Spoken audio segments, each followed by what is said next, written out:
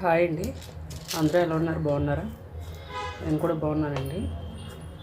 ఈరోజైతే సాంబార్ పెడుతున్నానండి. దానికి ఒక గ్లాసు కందిపప్పు అయితే తీసుకున్నాను. కొంచెం మాకు చెప్పానుగా చిక్కగా ఉండాలి, ఏదైనా సాంబార్ కూడా పలుచుకుంటే ఇష్టపడరు, అందుకే కొంచెం గ్లాసెస్ కొంచెం వేసుకున్నాను. పెసరపప్పు వేసుకుంటే కూడా ఇంకా చిక్కగా టేస్టీగా ఉంటుంది, అలా కూడా ట్రై చేయండి అప్పుడప్పుడు. ఇప్పుడు ఇదైతే శుభ్రంగా కడిగేసుకుందాం 2 times. కడిగేసుకుని పొయ్యి మీద పెట్టి ఈలోపు బెండకాయలు కాయగూరలు పోసేసుకుందాం. పప్పు అయితే కడిగి పెట్టేసుకున్నానండి గ్యాస్ మీద. ఇప్పుడైతే బెండకాయలు, ఉల్లిపాయలు, టమాటావి సాంబార్లో కోసి రెడీ చేసుకుందాం. చింతపండు కూడా నానబెట్టేసుకున్నానండి. నానబెట్టేసుకుంటే ఈలోపు బాగా నానుతుంది. ఆల్రెడీ ఎలాగో నేను కొంచెం వేడి కూడా చేస్తాను. ఇది కూడా పప్పు అయితే ఉడుకుతుంది. నేను బాగా పప్పు గుత్తం ఎత్తేసుకున్నాను.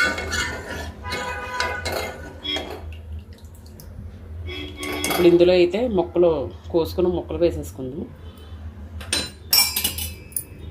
ఇవ్వండి, ఒక టమాటా తీసుకున్నాను, బెండకాయలు ఒక 6-7 ఉంటాయి, చిన్న క్యారెట్, అలాగే చిన్న ఉల్లిపాయలు ఉన్నాయండి వేసుకున్నాను, పచ్చిమిర్చి, అలాగే మొన్న కొంచెం కూర ఉండగా మిగిలిన కొంచెం చిన్నది ఆనమకాయ ముక్క ఉండిపోయింది, ఆ చిన్న ముక్క కూడా వేసేసుకుంటున్నాను.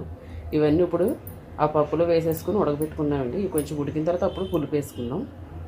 ఇప్పుడైతే ముక్కలు అయితే వేసేసుకుందామండి. ఇందులో ముక్కలన్నీ కొంచెం ఉడకాలి, పులుపు వేస్తే ముందు ఉడకవు తొందరగా. పప్పు వేడిగా ఉంది కాబట్టి ఇందులో ఇలా వేసేసుకుంటే ఆ వేడికి తొందరగా మగ్గిపోతాయి. నేనైతే ఇలాగే చేస్తానండి.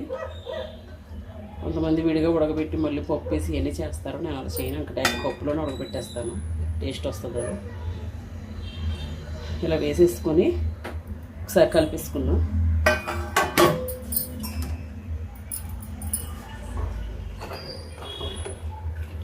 కొంచెం వాటర్ వేసుకున్నానండి పప్పులో ఇందాక మెదిపిన తర్వాత. ఈ వాటర్ సరిపోతుంది ముక్కలు ఉడకడానికి. ఇవి ఉడికిన తర్వాత చింతపండు వేసేసుకుందాం, అప్పుడు మరుగుతుంది.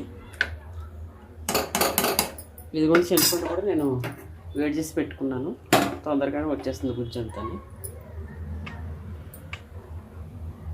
ఇప్పుడు ఇందులో కొంచెం కరివేపాకు వేసుకుందామండి, అది ఉడికేటప్పుడు టేస్ట్ బాగుంటుంది. కరివేపాకు వేసేసుకున్నానండి. ఈ టైంలో కొంచెం మనం ఉప్పు వేసుకుందాం, ముక్కలకు బాగా పడుతుంది, టేస్ట్గా ఉంటాయి, లేదంటే చప్పగా ఉంటాయి. నేను ఇప్పుడు మట్టి వేస్తున్నానండి, తర్వాత మళ్ళీ పులుపు వేసాక అప్పుడు వేసుకుందాం. ఇదైతే సరిపోదు, అప్పుడు నేను మళ్ళీ వేస్తాను. ఇప్పుడు కొంచెం ముక్కలు చప్పగా ఉండకుండా కొంచెం ఉప్పు పట్టాలని వేసాను. ఈ వేడికి తొందరగా మగ్గిపోతాయండి. పులుపు వేసాక ఇవి ఉడికిన తర్వాత మళ్ళీ చూద్దాం. చూసారా, ముక్కలు అయితే బాగా ఉడికిపోతాయండి, ఇంకా ఉడకాలి. ఎందుకంటే బెండకాయ అయితే సరే అండి, మనం ఉల్లిపాయ పలంగా వేసుకున్నాం కదా, లోపల ఉడకాలి, పచ్చి క్యారెట్ ఉడకాలి. పులుపు వేసేసుకుంటే మనకు సాంబార్ మరిగిపోద్ది, కానీ ఇవేమీ ఉడకవండి, అందుకని కొంచెం ఉడకాలి. ఇంకా అవి ఉడికిన తర్వాత అప్పుడు మనం పులుపు అన్నది వేసుకుందాం. ఇప్పుడు పులుపు వేసేసుకుందామండి. ముక్కలు బాగా ఉడికినాయి.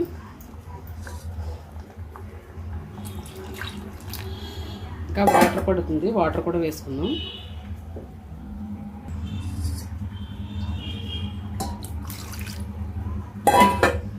ఇందులో మనం కారం, మళ్ళీ కొంచెం పసుపు కూడా వేసుకోవాలండి, అలాగే ఉప్పు కూడా చూసుకుని వేసుకుంటే మరిగేటప్పుడు సరిపోతుంది.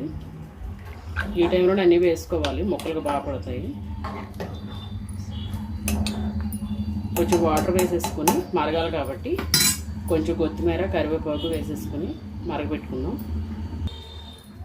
కొంచెం వాటర్ వేసుకుందామండి, ఎందుకంటే మరగాలి బాగా, మళ్ళీ తక్కువ అవుతుంది సాంబారు, బాగా చిక్కబడిపోద్ది.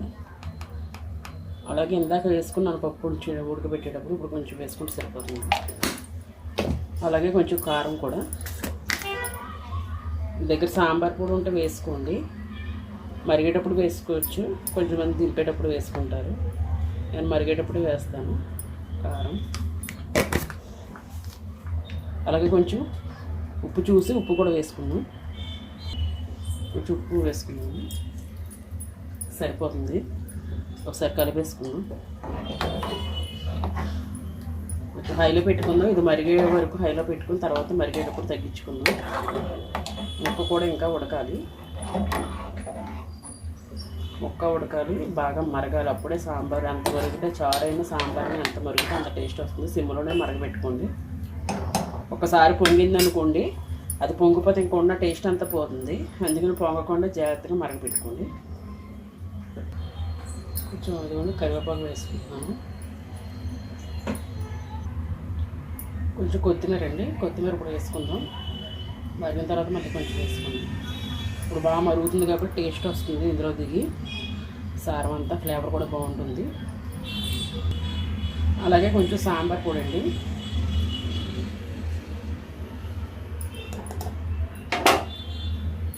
ఒకసారి కలిపేసుకుందాం. చూసారా మంచి స్మెల్ వస్తుంది ఈ కరివేపాకు కొత్తిమీర అన్నీ వేయడం వల్ల. ఇప్పుడు ఇది స్లోగా మరుగుతూ ఉంటుంది.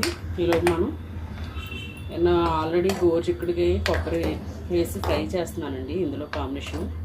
అది నేను వేరే వీడియోలో పోస్ట్ చేస్తాను. మళ్ళీ కలుద్దామండి. ఇది మరిగిన తర్వాత పోపు వేసుకుందాం. అలాగే కొంచెం కొబ్బరి కూడా వేసుకుందామండి, బాగుంటుంది. కొబ్బరి కూడా దీంట్లో పాటు ఉడుకుతుంది. నేను ఎలాగో గోరుచిక్కుల్లోకి వేస్తాను, అందుకే కొంచెం రెడీ చేసుకున్నాను. కొబ్బరి వేసుకుంటూ ఉంటే వేస్తానండి, లేకపోతే వేయను. ఉంది కాబట్టి వేసాను నేను. మీకు ఇష్టం అండి, మీకు కావాలంటే వేసుకోండి, అంటే నచ్చుతుందంటే, లేదంటే లేదు. కొబ్బరి కూడా ముందు ఎందుకు వేసానంటే మరిగేటప్పుడే ఉడికిపోతుంది. ఇది మరిగే వరకు ఇంకా మనం దీన్ని చూసుకోక్కర్లేదండి. ఇది మరిగిన తర్వాత ఇంకా మనం పోపు వేసుకోవడమే. పోపు వేసుకునేటప్పుడు మళ్ళీ చూపిస్తాను. సాంబార్ అయితే మరుగుతుందండి చక్కగా. చెప్పాను కదా, అలా సిమ్లో పెట్టుకొని దాన్ని వదిలేసుకోవాలి. మనకు వేరే పని ఉంటే చూసుకోవడమే.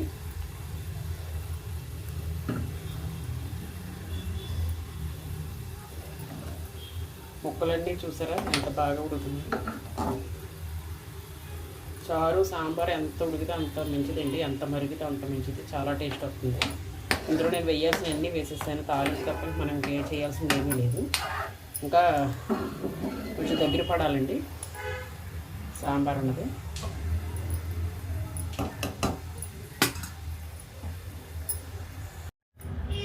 సాంబార్ అయితే మరిగిపోయిందండి.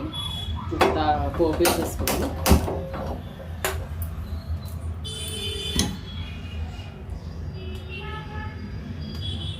సరిపోతుంది. చూసారా బాగా మరిగిపోయింది, బాగా ఎంత వచ్చింది. ఇలా సరిపోతుందండి. మనం కట్టిన తర్వాత ఇంకా చిక్కబడిపోతుంది సాంబారు. ఈ స్టేజ్లో సరిపోతుంది. ఇప్పుడు కట్టేసుకుందాం గ్యాస్. ఇప్పుడైతే పోపు వేసుకుందాం. ఫస్ట్ వెల్లుల్లిపాయలు వేసుకుందామండి. టైం పడతాయి వేయడానికి.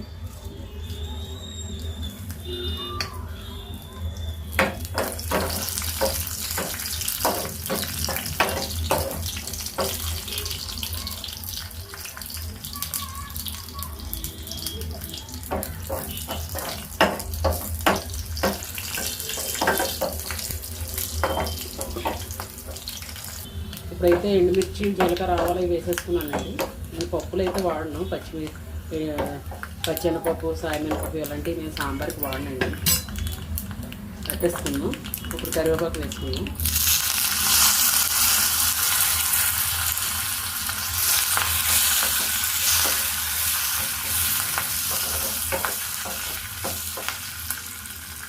పోపు అయితే రెడీ అయిపోయింది, వేసేసుకున్నాను.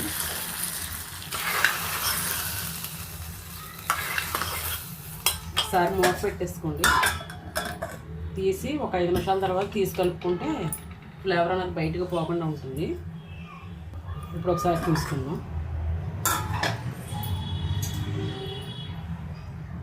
కొంచెం కొత్తిమీర కూడా పైన వేసేసుకుందామండి.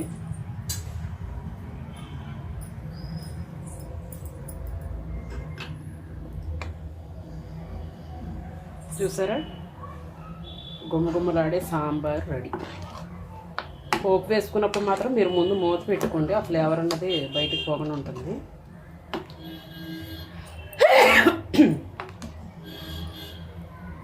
ఇలా ట్రై చేయండి, చాలా టేస్టీగా ఉంటుంది. కొబ్బరి వేసాం కాబట్టి చూసారా ఎంత బాగా కొబ్బరి అంతా పైకి తేలిందో. నేను సాంబార్ కూడా ఇంక వేసుకోలేదండి, మరిగేటప్పుడు వేయడమే. నా వీడియో కనుక మీకు నచ్చినట్టయితే నా ఛానల్ సబ్స్క్రైబ్ చేసుకోండి, లైక్ చేయండి, షేర్ చేయండి. ప్లీజ్ నాకు సపోర్ట్ చేయండి. మళ్ళీ ఒక మంచి వీడియోతో మళ్ళీ కలుద్దాం. బాయ్ అండి అందరికీ.